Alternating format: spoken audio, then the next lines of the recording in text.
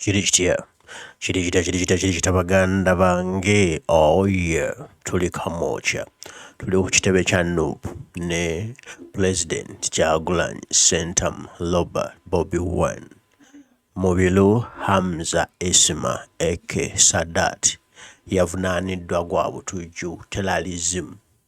Ono munnaffe Mubiru Hamza Esma Eke Sadat amaze omwezi mulamba ne wiiki nnamba nga okuva lwe yawambibwa mu bumenyi bw'amateeka aba drone okuva wali ku kyalo kye wabeera ku luguudo lw'e Salama Road.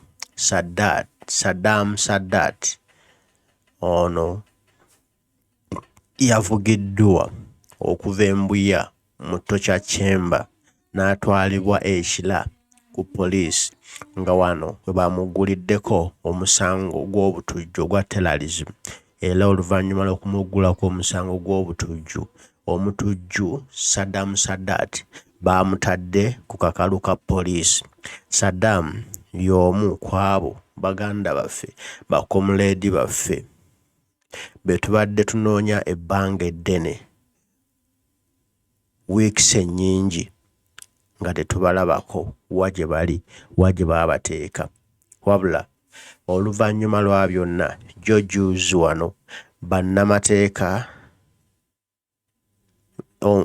omutujju Kulaije omulimbi wa kuno yavaayo n'ategeeza nti Kyagulanyi Sentam Robert Bobi Wine y'omu ku abo abakwata abaana ne babeewambira aba Nup, so nga ate abaana ba Nup tebawambibwa magye. N'olwekyo mbu Kyagulanyi yabeewambira, era omulimu omubi ennyo Kyagulanyi gwakola.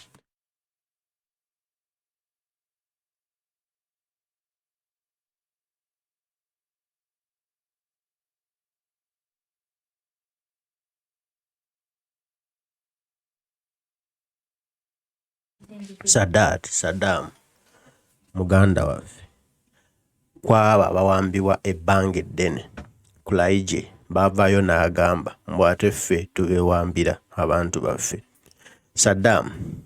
Sadat ono gw'olaba atulugunyiziddwa abadde embuya mu Tocha Chamber gye bamutulugunyiriza ebitulugunyo ebitasaanidde era ebitagwanidde.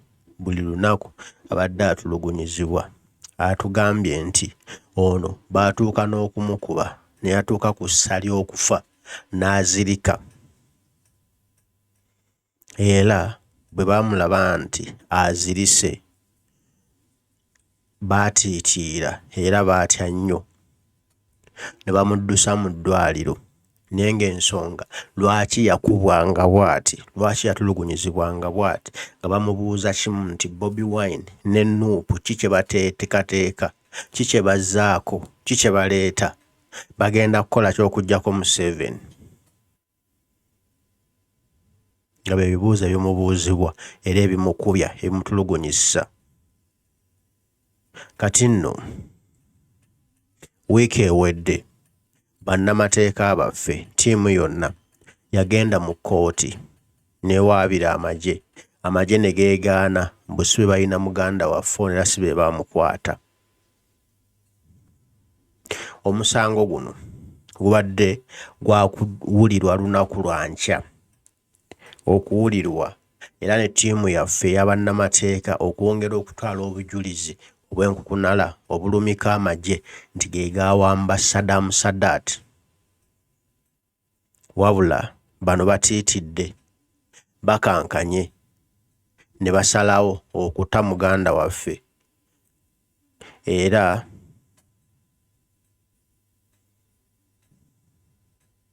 bw'otunula olwaleero kati bagenda tugamba ki?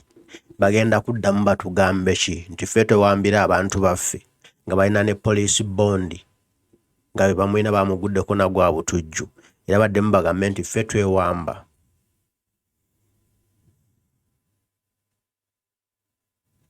Kati nno ono si yasembyeyo, ffenna baakututwala, naye nga batutwala mukimanye baganda baffe bangi nnyo, abawagizi baffe, balwanyi bannaffe, bafu soja bakyali eyo mu nkomyo, bakyali eyo mu kizito kya Chemba, batulugunyizibwa awatali musango, batulugunyizibwa olw'okuwagira Kyagulanyi, batulugunyizibwa olw'okwagala enkyukakyuka mu nsi yaabwe Uganda.